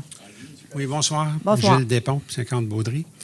Je veux principalement vous féliciter d'avoir pris l'initiative de faire un bâtiment sanitaire au Parc Raymond-Pitt. Parce que présentement, on savait qu'il y avait des problèmes dans le passé. Ça va plaire aux voisins alentours, comme on le sait. Et puis, deuxièmement, je veux dire félicitations aussi aux employés de travaux publics qui construisent ce bâtiment-là. J'étais là aujourd'hui, j'ai regardé à faire. Parfait. Il n'y a aucun problème. Là, ils travaillent très bien. Parfait. On va leur transmettre le message, M. Despons. Oui. Également, au niveau des fleurs, comme vous parlez tout à l'heure, j'espère que l'an prochain, vous allez répéter la même situation. Si on sauve de l'argent, c'est important. C'est nos taxes. C'est sûr que ça va faire partie de la décision. C'est évident. Très bien. Merci beaucoup. Merci, M. Despons. Bonsoir. Bonsoir. Mon nom est Jean-Louis Parent. Moi, je demeure à 27 JP d'Amour. Oui. La semaine dernière, j'ai reçu un pamphlet de la Ville disant qu'il y avait un règlement qui obligeait les propriétaires à faire leur entrée, à planter un arbre puis faire le gazon sur leur terrain après 1 an et demi. Le projet a déjà 4 ans.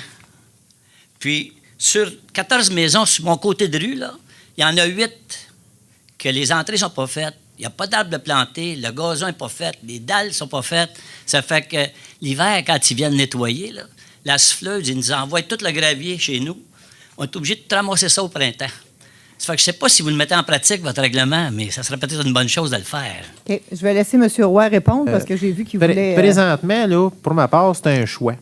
Parce que présentement, vu la situation économique, là, il y a plusieurs nouvelles familles qui sont établies dans ce quartier-là. Puis, quand tu as le choix entre mettre du pain puis du beurre sur la table, puis payer un constat d'infraction parce que tu n'as pas fait ton entrée en 2 qui coûte 3 000, 4 000, 5 000, je ne sais pas comment ça coûte. Des dalles, ça vaut 700$ après une maison.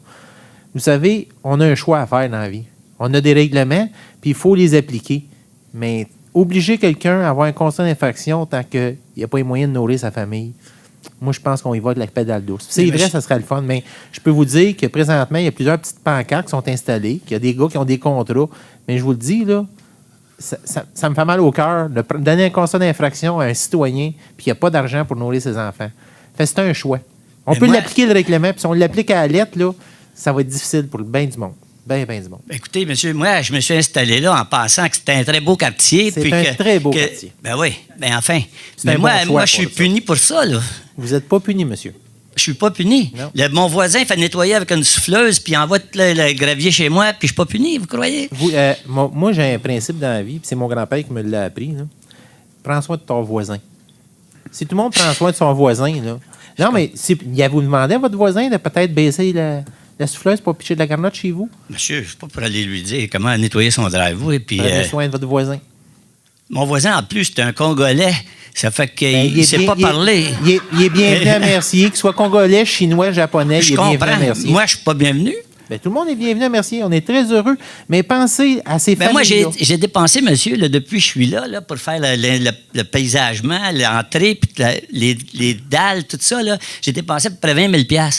Ça doit être très beau. Ben oui, mais le restant, là, c'est...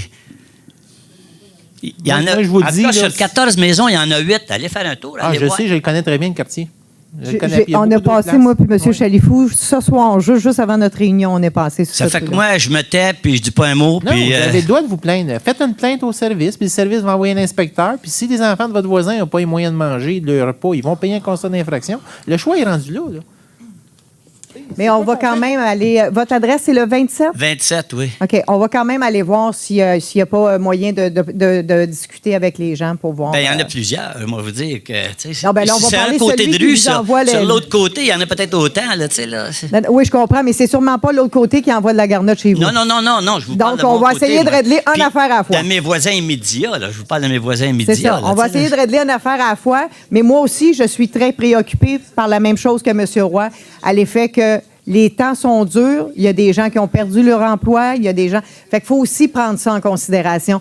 D'appliquer une réglementation à la lettre, c'est une chose, mais de rester humain puis de comprendre qu'il y a des situations qui ne sont pas faciles, c'en est une autre. Ceci étant dit, je suis aussi sensible à ce que vous venez de nous dire, puis on va voir avec vos voisins s'il n'y aurait pas moyen de... Madame, on pourra en discuter jusqu'à demain de ça, là, parce que le type à côté se promène avec une voiture qui va presque 60 000 $. Ça fait que je ne sais pas s'il y a de la misère à manger, mais il doit mettre de l'essence là-dedans. Là. C'est pas, il se promène pas à pied ni en bicyclette. Là, t'sais.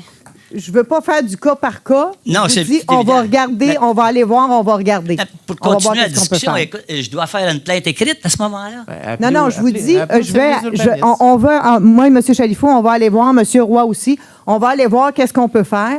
Puis, si vous voulez, après la réunion, juste laissez votre nom, votre numéro de téléphone, puis on vous rappellera pour faire un suivi. Parce que vous parlez de beauté depuis tantôt, les fleurs, j'en ai plein, mais lui, il n'y en a pas. Il n'y a personne qui en a. Écoutez, on va regarder ça. Juste pour rire. C'est à vous, je donne mon nom. À la fin, après la réunion. Très bien, merci. Merci.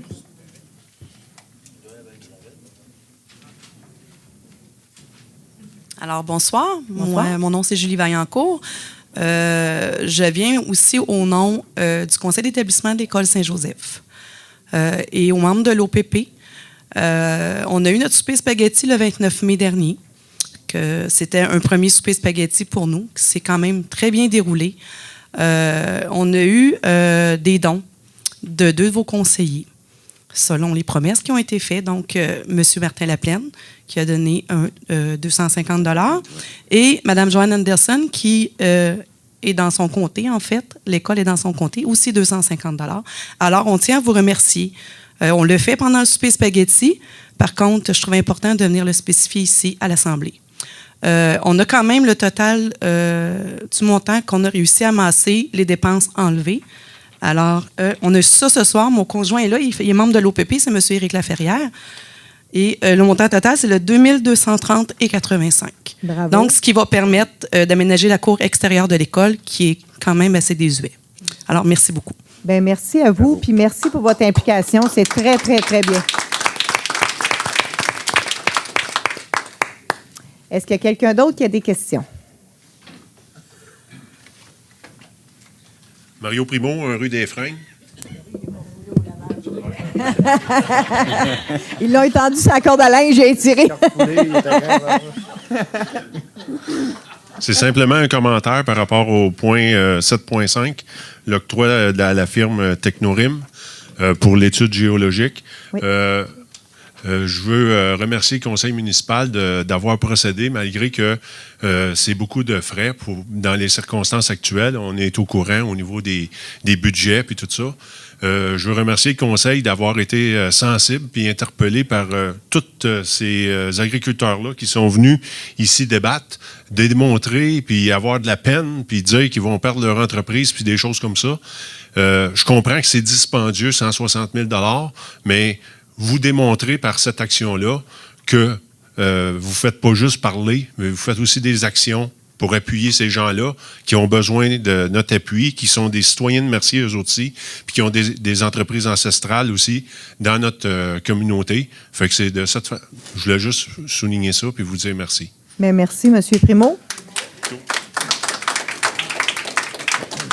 Je veux juste préciser que, oui, on est très sensible aux agriculteurs et aux résidents qui demeurent dans ce secteur-là avec des puits qui peuvent être affectés, mais aussi par la contamination des lagunes de Mercier qui peuvent se répandre de façon disproportionnée si on va pomper le niveau de la nappe phréatique, d'une part, et d'autre part, concernant la percolation de la contamination dans le roc qui pourrait descendre encore plus en profondeur si on va dynamiter aux côtés. Donc, tous ces éléments-là ont été pris en compte et c'est pour cette raison-là qu'on a décidé de bouger et de donner le mandat ce soir et d'assumer les coûts à 100 % s'il le faut. S'il y a d'autres municipalités qui embarquent, tant mieux. Mais s'il le faut qu'on les assume à 100 %, on va le faire parce que c'est vraiment une question de génération à venir et tout. Et donc, c'est pour cette raison-là que je suis effectivement très fière que le Conseil de ville de Mercier, unanimement, ait décidé de procéder à cette étude. Est-ce qu'il y a quelqu'un d'autre? Je peux rajouter un commentaire là-dessus. En effet, ça paraît gros, 160 000 $, là, mais pour moi, c'est un investissement qu'on fait, là. C'est un investissement pour le futur. C'est un investissement que la Ville de Mercier devait faire. Ça va rapporter éventuellement. Là, c'est sûr que ça va rapporter. Donc, comme on dit toujours, c'est avec de l'argent qu'on fait de l'argent. Mais si on n'investit rien, on n'a rien. Mais 160 000 $, je pense que c'est très bien investi dans ce dossier-là. Parfait. Merci, M. Simon. Est-ce qu'il y a quelqu'un d'autre qui a des questions? Bon.